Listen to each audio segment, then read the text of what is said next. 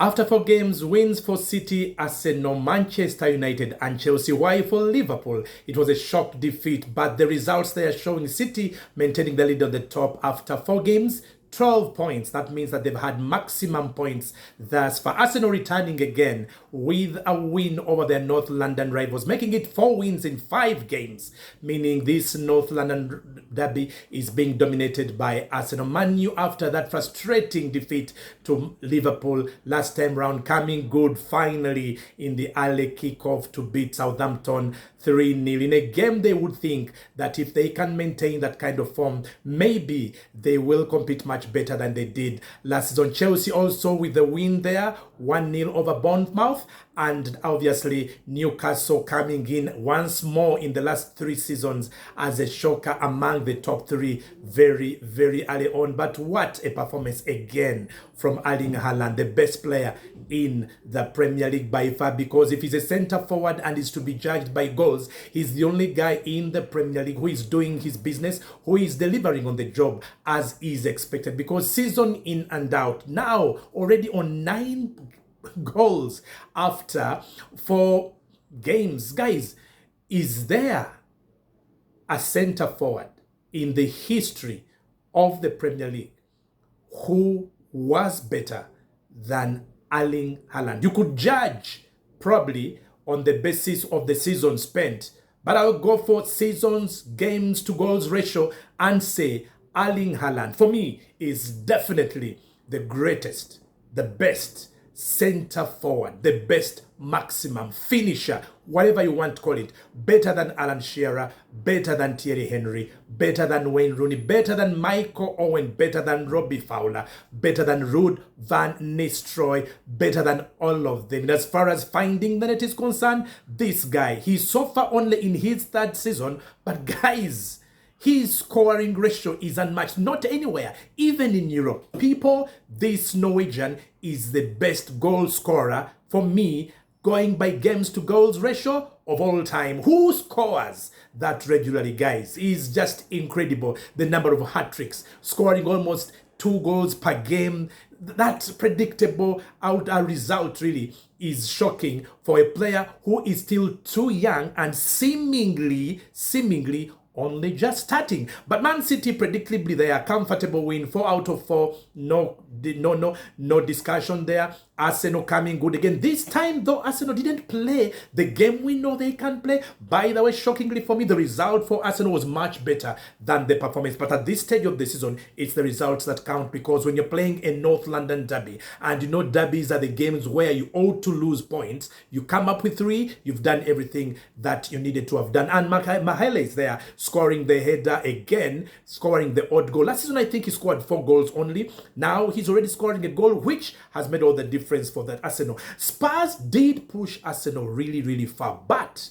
the problem with Spurs, they just couldn't get behind that Arsenal defense. What at defense. Remember last season, Arsenal had the best defense. I think they conceded only 34 goals. Now they return, and already they've just conceded 1 goal, the same number as Liverpool. So Arsenal still setting there the template for how to defend in the Premier League. But a defender also coming out to win the points for them. Interesting, because in the first half, you didn't think that Arsenal had much of the ball. Overall, really, you thought that they suffered to dictate play. They suffered to find the ball. Spurs were doing very well as the home side there. They dictated play.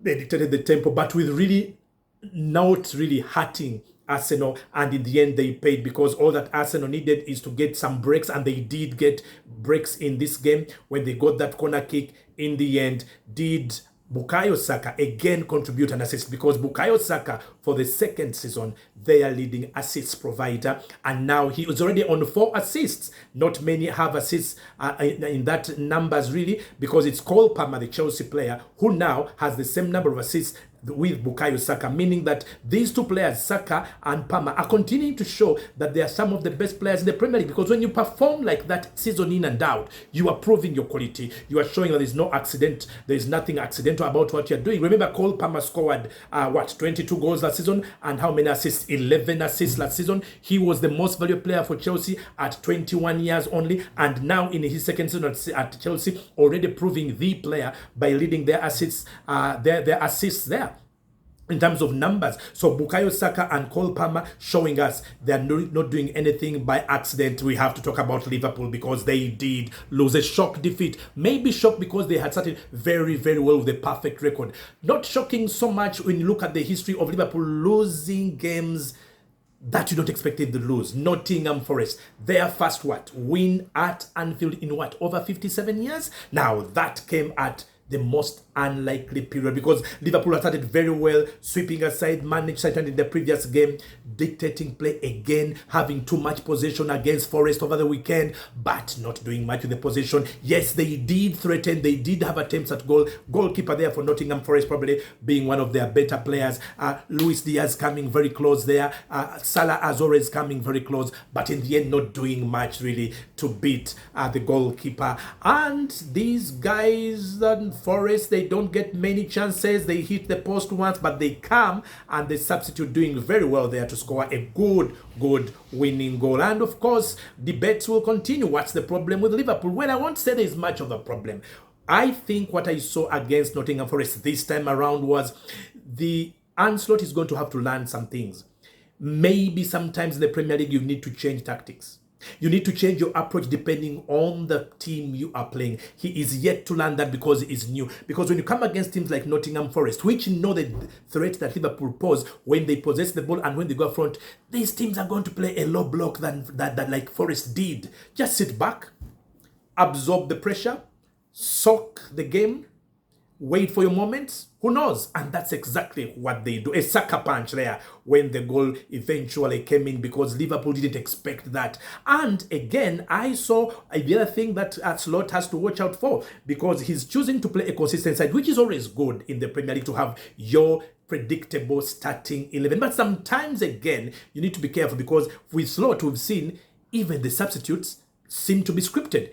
Every game, he has to play, certain players have to come in. Now that, I think, sometimes is a danger. It's dangerous. Because when you think that Trent Alexander has to come out every game to give chance to Bradley, you're making a mistake. Maybe not always, because Trent Alexander is a potential game winner any day. Match winner either with a goal or an assist. When you're looking for goals, is he the player to take out? I don't think most of the times he's the first one you should look out for, even when you believe he's tiring or something like that. And then let's discuss Szoboszlai, because Szoboszlai for Liverpool is a confusing agent. Potentially, he could score 10 goals a season from midfield. He is not scoring the goals. So far, he has had 2 assists, which is good compared to last season in 4 games. But where are the goals for Szoboszlai? He's supposed to be the guy to shoot at goal, to burst into that box, to make attempts. He hardly does that. Yes, he's improved on his interplay. He's passing better. He's seeing the ball more. He's more involved in the game. He's not just running like he did last season. But we need more goals from Szoboszlai. He's not doing that when you compare to central midfielders in the teams that really are chasing for the championship. You need goals to come from your midfielders, especially attacking fielders, which is why I also have to comment about McAllister, because this season so far he started slowly, poorly, not so impactful, not so visible in the final third. Normally he passes well, he has good vision, he has good attempts, but now he's still lethargic, he's still slow, he's not doing much really. So against Nottingham Forest, I think we need to learn our lessons as Liverpool, of course. But the defeat came in at the time, a good time? No, it was at Anfield. We don't lose games at Anfield. Slot must learn that we do not lose games at Anfield. That's where we are intimidating. So, but this time, things didn't go well. They did go badly. Shock defeat, but a defeat nevertheless. So among the top teams, the teams that are chasing, only Liverpool came out without a win because the rest did win, and the good wins for all of them. Arsenal didn't play well, but they did win 3 points.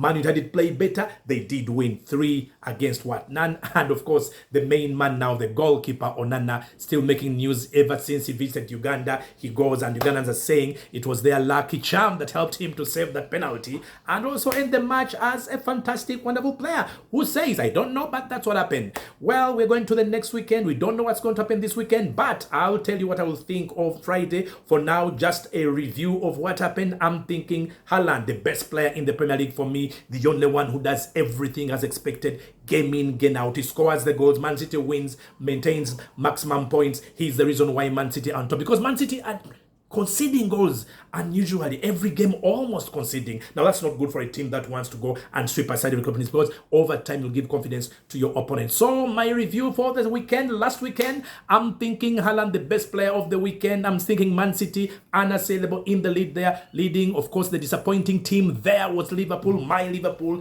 doing very badly not to win at home. That was frustrating. But Arsenal, 4 wins in 5 in the North London Derby. Fantastic. And of course, Man United recovering there. Is that a message of hope for them? Is that making them look better for the season? I don't know. But for Nana or Onana, I think that was very good. And for the rest of them, I think United, you can be happy. But for Liverpool, no worries. Over the weekend, we will return and we will win at Anfield. But Arsenal, I love the way they play. They defend doggedly. They don't waste opportunities when they get them. And even when they're hard pressed, they find that knack to come and find the goal. In this case, they won a North London Derby, which was tough for them. But in the end, they showed the quality and the resilience and the character which you expect of a team that is chasing for a title. So kudos to Man City, who led, Arsenal for winning that London Derby, and of course Chelsea coming good slowly, but yes, it's okay. So in the table, how does it stand? City in the lead, Arsenal coming there in number 2, Newcastle number 3, Liverpool number 4, 9 points, at 3 points behind the leaders.